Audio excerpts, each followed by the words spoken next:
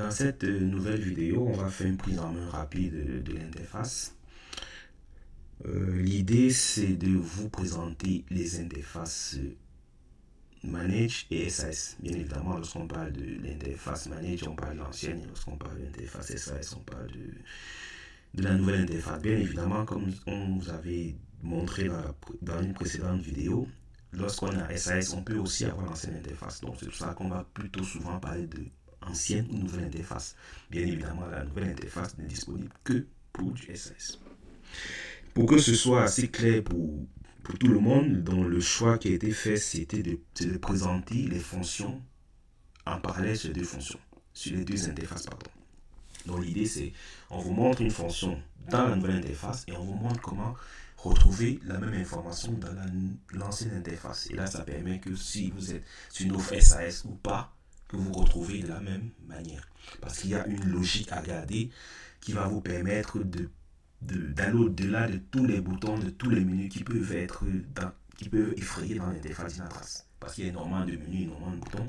Au début, ça peut être un peu effrayant, mais quand vous avez pris une certaine logique de travail, vous voyez que tous ces menus finalement se réduisent à juste quelques éléments. Donc du coup, on va commencer avec la nouvelle interface. Donc ici, moi je vous conseille de souvent utiliser le bouton d'extension qui vous permet de n'afficher que les icônes. Donc c'est bien au tout début d'afficher les noms. Parce qu'avec le temps, vous reconnaîtrez les icônes, mais au tout début, souvent, vous ne reconnaissez pas les icônes. Donc il faut souvent étendre pour avoir à la fois les icônes et les descriptions. Ça, c'est très, très important. Une autre chose aussi, c'est que lorsque vous êtes dans la nouvelle interface, en général, toutes les applications sont réunies à l'accueil, du moins les plus utilisées. On verra qu'il y a des choses comme les services qui n'y sont pas, mais on verra comment est-ce qu'on peut y accéder. Donc, pour rappel, il faut accrocher vos applications régulières. Donc, comme on l'a vu dans la précédente vidéo avec le host, donc on a dit, si je veux par exemple accrocher AWS, j'ai juste à choisir AWS. Bon, bien évidemment, lorsque je choisis, ça l'ouvre. Mais le plus important, c'était de garder à l'esprit que le fait de l'avoir ouvert le rajoute automatiquement des applications récentes. Et donc du coup, lorsque je peux demander à l'accrocher à mon doc. Bon, bien évidemment, vous vous rendez compte que l'application s'est automatiquement rajoutée en fin. Bon, il peut arriver que vous dites que, ah non, cette application, j'utilise très souvent, je veux qu'elle soit tout au début. C'est pour ça que lorsque vous positionnez maintenant sur le bouton, vous avez le Move Up. Donc, il vous suffit de faire autant de Move Up que vous voulez pour la positionner où vous voulez. Il peut arriver que désormais, vous travaillez plus avec AWS et donc, du coup, ça fait un espace occupé. À ce moment, vous avez juste à faire de le décrocher, tout simplement. Donc ça, c'est très important. Pour les applications que vous utilisez régulièrement, accrochez-les. Là, vous y accédez en un seul clic. Ça, c'est le premier élément. Donc, ce qu'on va faire, donc, pour rappel, lorsqu'on veut basculer sur l'interface, l'ancienne interface, il suffit d'aller sur votre profil et de cliquer sur là pour désactiver la nouvelle version. Donc, lorsque vous revenez sur votre ancien profil, et que vous voulez, par exemple, tout à l'heure, on a accroché AWS. Donc, dans l'ancien, il y avait un bouton, un menu ici qui s'appelait accrocher Spined. Ça, dans l'ancienne interface, on parle plutôt de favoris. Donc, l'idée, c'est ça qu'on va rajouter l'action qu'on a fait de l'accrocher. Ici, on va dire qu'on l'ajoute à nos favoris. Et donc, du coup, quand je déploie, j'ai infrastructure en observability et à l'intérieur, j'ai mon AWS. Mais lorsque je me positionne, je n'ai pas le menu qui arrive comme dans l'interface, tout simplement parce que l'approche n'est pas la même. On est plutôt dans une approche favori. Et donc, du coup, pour l'ajouter à favori, il faut plutôt aller du côté gauche et de sélectionner votre petite étoile. Donc, lorsque je clique sur ma petite étoile, vous voyez désormais AWS a une étoile ici pour dire que ce bouton est désormais dans vos favoris. Et donc, du coup, quand je remonte à mes favoris, je retrouve mon élément. La différence entre les deux interfaces, c'est que dans l'ancienne interface, vous n'avez pas la possibilité de jouer sur la position. Donc, une fois que c'est rajouté, vous n'avez pas le choix de la position. Mais bon, le plus important, c'est que ce soit accessible rapidement. En un clic, paf, je suis chez AWS. En un clic sur le dashboard. En un clic, je reviens chez AWS, tout simplement. Donc, pour revenir dans la nouvelle interface, bien évidemment, il faut activer la test interface, alors que lorsqu'on est dans la nouvelle interface, il faut désactiver la nouvelle interface, tout simplement. Donc, si vous voyez, non, la test est activée. Donc, quand on veut basculer à la nouvelle interface, il faut la désactiver, tout simplement. Une des choses aussi très importantes, c'est que tout à l'heure, Adverse, on l'a retrouvé assez facilement, on connaît à peu près où ça se situe. Mais il peut arriver que vous ayez besoin d'un bouton, mais vous ne savez pas exactement où ça se trouve. Donc du coup, c'est pour ça que Dynatrace vous a mis un bouton ici qui s'appelle recherche. Donc si je reprends notre premier élément sur lequel on avait travaillé, que vous allez probablement assez souvent travailler avec, puisque tout part en général des machines, ça peut être des conteneurs, ça peut être des VM et tout ça. Ici, je peux décider de rechercher des hosts. Et donc du coup, ça nous remet notre bouton précédent. Et donc du coup, il vous indique, ah, ici, depuis ici, vous pouvez aussi les accrocher. Donc, ça me permet de cliquer sur host et vous voyez, je suis automatiquement renvoyé vers mes hosts. Donc, si vous ne savez pas trop dans quel menu, sous-menu, l'élément se trouve, vous pouvez utiliser le moteur de recherche. Donc, si je bascule dans l'ancienne interface pour vous remontrer la même fonctionnalité, désormais, vous avez le menu qui est plutôt ici. Donc là, ici, je peux décider de rechercher dans le host. Et donc, du coup, vous voyez que mon host, il est déjà en favori. Il me suffit de cliquer dessus pour que j'accède au host. Bon, maintenant qu'on est déjà dans l'ancienne interface, vu qu'on a vu comment est-ce qu'on pouvait accrocher un bouton, on pouvait rechercher un bouton. Maintenant, on va essayer de un peu de parcourir. De manière générale, lorsque vous êtes dans Dynatrace, il y a toujours ce petit menu au-dessus. Lorsque vous êtes à la racine d'une application, vous aurez juste le nom de l'application, mais plus vous allez entrer dans les éléments, plus vous aurez des petites flèches ici qui vous permettront de savoir à quel niveau vous êtes dans l'application en question. Donc ici, il n'y a rien, c'est pour dire qu'on a la page d'accueil de host. Une chose très importante, c'est les filtres rapides. En général, quand on est dans les applications, les services et autres, vous aurez toujours les filtres rapides qui vous permettent de filtrer. Est-ce que je veux les machines qui sont démarrées? Est-ce que je veux des Kubernetes? Est-ce que je veux des Linux? Donc il suffit de cliquer et votre résultat ici est filtré automatiquement. Mais il peut arriver que vous vouliez filtrer, mais sur un élément autre que les filtres rapides. Donc si je prends par exemple le cas où vous voulez par exemple travailler sur vos machines Kubernetes. Donc bien évidemment, ici quand on a vu le filtre, il vous demandait juste de choisir que c'est du Kubernetes. Mais imaginez, vous avez 2-3 clusters Kubernetes et que vous voulez par exemple dire non, moi je veux que les machines du cluster X. Donc du coup, vous voyez que ce filtre rapide n'est pas utile parce que ce filtre ne vous affiche que le choix de la techno. Et donc du coup, c'est pour cela que Dynatrace vous rajoute donc maintenant ce nouveau menu, cette nouvelle barre de recherche qui va vous permettre de filtrer. Donc lorsque vous cliquez, elle va vous lister un certain nombre d'éléments. Comme j'ai dit, ce qu'on est en train de présenter là, ce sera valable pour plein d'applications. Donc même quand vous serez dans les services et autres, vous aurez toujours ce genre de menus qui vous permettront de filtrer. Donc le plus important, c'est pas retenir les éléments qu'on va voir, mais c'est la logique du produit. Parce que demain, quand vous serez dans les services, quand vous serez dans les process, ça va être la même approche qu'il faudra garder. Donc, tout à l'heure, on disait qu'on voulait par exemple chercher sur un cluster. Donc, je prends Kubernetes Cluster. Et automatiquement, quand je suis dans ce menu, par rapport aux éléments qui sont présents ici, Dynatrace m'affichera un menu avec tout ce qui existe. Donc, comme il ne m'affiche qu'un seul élément, ce que ça veut dire, c'est que dans tous ces éléments qui sont actuellement affichés, il n'y a qu'un seul cluster. Il s'appelle EKS. Et là, du coup, désormais, les éléments qui s'affichent ici, on est passé à 4 machines. Donc, si je retire mon filtre, vous voyez, on revient à 5 machines. Donc, dans ces 5 machines, il y a 4 qui font partie du cluster EKS et une qui n'en fait pas partie. Donc, ça, c'est un peu comme ça qu'on fait du filtre. Après, quand on regarde par exemple la virtualisation, ici on voit qu'il y a de AWS, et là on est sur du Google. Donc, comprenez qu'il peut arriver que vous ayez besoin de filtrer, par exemple sur ça. Donc, à ce niveau, donc je déroule ici, et je choisis par exemple le type. Et du coup, maintenant, dans mon type, il me dit, est-ce que tu veux faire de AWS ou est-ce que tu veux du Google Compute Engine? Donc, si je prends du Google Compute Engine, désormais, j'ai une seule machine. Et donc, c'est comme ça qu'à partir des filtres, vous pourrez filtrer pour limiter le nombre d'éléments.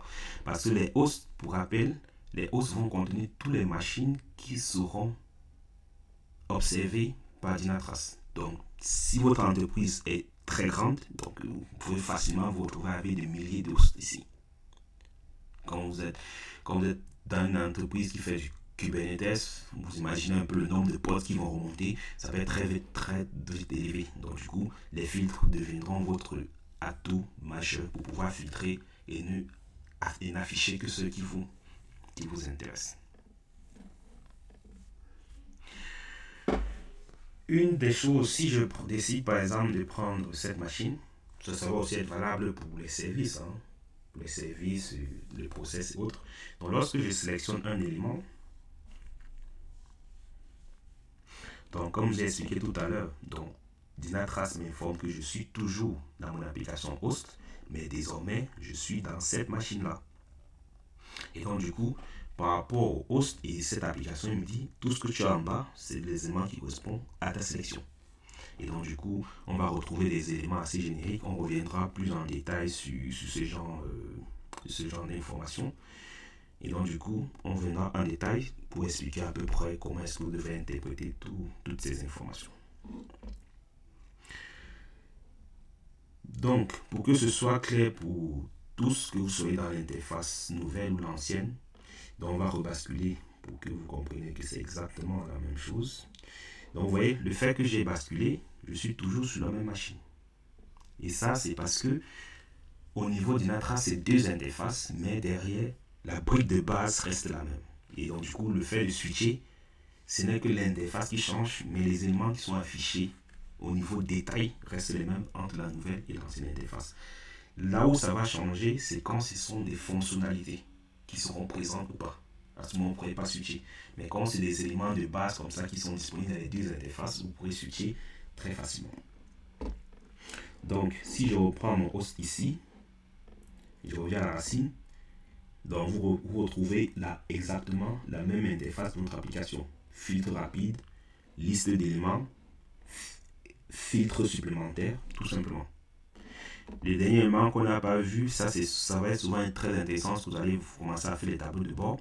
Imaginez, vous voulez par exemple dire que vous voulez par exemple dans votre tableau de bord un élément qui vous affiche par exemple uniquement vos machines du cluster Kubernetes. Donc vous voyez, on avait dit qu'on venait sur cluster. Je choisis le cluster qui m'intéresse. Et donc du coup, je peux accrocher. Parce que demain, s'il y a une nouvelle machine qui intègre notre cluster, elle fera automatiquement partie de la liste. Et donc, du coup, le fait d'avoir accroché plutôt ce filtre-ci, je me garantis que si demain, un collègue rajoute une nouvelle machine à le cluster, dans mon tableau de bord, elle sera présent parce que je n'ai pas filtré sur ces 4 machines, mais j'ai filtré sur ce paramètre. Et donc, du coup, si une nouvelle machine reçoit ce même paramètre, elle apparaîtra. Et c'est comme ça, il suffit de cliquer sur le tableau de bord. Et là, il vous dit, si vous n'avez pas de tableau de bord, il propose de créer un nouveau. Mais si vous avez déjà des tableaux de bord, il vous les aurait affichés ici. Et donc, du coup, il vous donne un peu un aperçu de comment l'élément sera. Il vous dit c'est 4 machines. Donc, demain, si une nouvelle machine est créée, vous passez de 4 à 5, ainsi de suite, tout simplement. Le dernier élément très important, au-delà de ces aspects, c'est le concept de management zone. Lorsqu'on va entrer dans les détails de Dynatrace, vous voyez que c'est une fonction qui va très vite devenir vitale lorsque vous allez travailler dans Dynatrace. Parce que comme on a pris l'exemple tout à l'heure, vous êtes dans une entreprise, vous avez peut-être 1000 hosts. Imaginez que vous avez 1000 hosts et vous avez un cluster qui a par exemple 20 nodes. Donc vous imaginez combien de pods vous pouvez porter. Donc du coup, vous aurez énormément de machines. Et donc du coup, les filtres, ça va être bien, mais ça va être assez limité parce que vous serez obligé de filtrer non seulement sur une technologie, un produit, une application, alors qu'à un instant T, en général, on travaille sur une application bien précise. On travaille pour un service bien précis. Et donc, du coup, Dynatrace, pour prendre cela en compte, a introduit le concept de management zone. La management zone, il n'y a pas de modèle de découpage. Ça, c'est vraiment l'entreprise qui définit comment est-ce qu'elle les découpe. Est-ce que je découpe mes machines par application? Est-ce que je découpe mes machines par service? Est-ce que je découpe? C'est l'entreprise qui les définit. Mais ce qu'il faut retenir, c'est que la management zone vous permet de créer des espaces. Et donc, du coup, le fait de basculer entre espaces filtre automatiquement les machines qui sont affectées à cet espace. Donc, vous comprenez que quand on va entrer dans les détails des management zones, vous comprenez que pour chaque machine, on va mettre en place des règles pour dire cette machine A appartient à l'espace A, cette machine B appartient à l'espace B. Et ainsi de suite. Les équipes projet n'auront plus à filtrer sur leur machine, mais ils auront juste à choisir leur espace. Et donc, du coup, l'ensemble des applications vont être filtrées pour n'afficher que ces éléments. Donc, lorsque je prends par exemple le cas des machines, si je prends l'espace A et que je vais dans l'application host, j'aurai les machines de l'espace A. Si je vais par exemple dans les services, tout en restant sur l'espace A, les services qui seront affichés ne seront que les services de l'espace en question. Et donc, du coup, pour choisir votre management zone, c'est à partir de ce tableau noir, donc il me suffit de dérouler. Vous avez la management zone, all par défaut. Donc, quand vous la sélectionnez, c'est pour dire tu prends tout le monde. Donc, ce n'est pas une management zone qui est à la main de la configuration. Ça, c'est géré par Dynatrace. Tout le monde est par défaut dans la management all. Maintenant, à côté de all, maintenant, ici, on en a deux exemples. C'est pour dire dans notre espace, on a créé deux management zones. Une qui s'appelle EasyTrade et Hipster Shops Logs. Et donc, du coup, vous voyez ici, là, j'ai 5 machines. Donc, le simple fait de choisir EasyTrade fait que automatiquement, au niveau de mes machines, j'ai filtré sur les machines de EasyTrade. Et le fait de choisir ici Hipster Shops, automatiquement, ça me filtre automatiquement sur les machines. Donc, si je reviens dans cette management zone, une chose aussi très importante, c'est que vous pouvez faire des combinaisons. Donc, c'est pas parce que une machine c'est du Windows, c'est pas parce qu'une machine c'est du Kubernetes que vous êtes obligé de créer des managements zones différents. Vous pouvez choisir comment est-ce que vous voulez découper, c'est à vous de définir avec des règles qu'on verra plus tard, mais c'est assez puissant comme outil. Ça vous permet de choisir vraiment de manière très fine ce que vous voulez afficher. Donc, si je reviens sur notre management par défaut qui est all, une autre chose aussi très importante, c'est le sélecteur de temps. Donc, un peu comme pour ceux qui sont habitués au monde élastique, c'est quasiment la même fonctionnalité. Il vous affiche une plage horaire, et puis en général, il vous met deux boutons pour dire j'avance ou je rentre. Donc, si je clique ici, c'est pour dire je retourne de 2 heures, puisque ce qui est affiché, c'est 2 heures. Et puis là, je peux avancer de 2 heures. Bien évidemment, vous pouvez dérouler, et puis vous avez le preset. C'est des valeurs qui sont définies. J'affiche pour aujourd'hui, j'affiche les 72 dernières heures. Ou vous avez le custom, où vous choisissez une plage d'horaire. Ça va être souvent intéressant lorsque vous faites du post-incident. Donc, ça vous permet de choisir la tranche horaire de votre incident et puis de l'afficher. Et vous avez le ressent, par exemple, les dernières 24 heures. Une des choses, de la même manière que la management zone filtre sur les éléments, la plage horaire va aussi filtrer. Pourquoi est-ce que la plage horaire va filtrer? Tout simplement parce que si une machine est créée, par exemple, le 15 décembre 2023, et qu'elle est supprimée par exemple le 27 décembre 2023, donc ça c'est dans le passé, vous comprenez que si j'affiche les dernières 2 heures, la machine ne n'apparaîtra plus parce qu'elle est considérée comme absente par rapport à ma plage d'horaire. Donc faites bien attention lorsque vous travaillez avec les plages d'horaire, de bien garder à l'esprit que quand on choisit une plage d'horaire, il n'affiche que les éléments qui existent dans la plage d'horaire en question. Donc ça c'est tout bon pour la prise en main. Bon, petite dernière chose, on va un peu basculer pour aussi une fois on a oublié de le rappeler. Lorsqu'on bascule en mode ancienne interface, donc vous retrouvez bien évidemment toujours le sélecteur de management zone, toujours avec le même management zone. Vous avez le sélecteur horaire. Donc, pour résumer, ce n'est pas parce que vous êtes dans la nouvelle ou l'ancienne interface que l'utilisation intrinsèque de Dynatrace change. Ça, c'est vraiment dans le code de base. Alors que l'interface nouvelle ou ancienne n'est qu'une surcouche qui est mise et chacune de ces surcouches ne font qu'appeler ces éléments de base. Et donc, pour résumer, c'est pas parce que vous êtes dans la nouvelle interface ou l'ancienne que vous avez plus de fonctionnalités. Ce qui vous donne des fonctionnalités différentes, c'est parce qu'il y a des fonctions qui sont disponibles pour l'interface manager et des fonctions qui sont disponibles pour l'interface SAS. Mais ce n'est pas la nouvelle ou l'ancienne interface qui ajoute ou retire des fonctions. Donc on va s'arrêter là pour cette vidéo. À très bientôt.